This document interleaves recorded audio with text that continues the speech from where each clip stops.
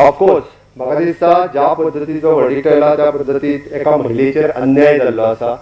ज्या केसीचे बाबतीत हो अन्याय जो आसा गोंय राज्यात सहन केलो वयचो ना.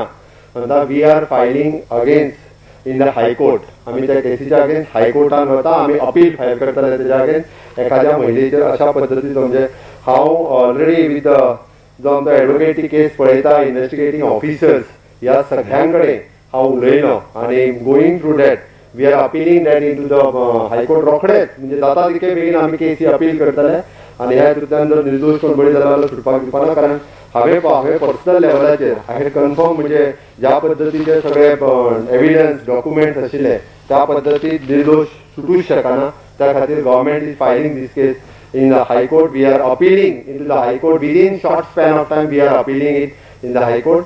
It is a very sad अशा पद्धतीचो एखाद्या महिलेचेर अन्याय गोंय राज्यान सहन केलो घेतलो वयचो ना.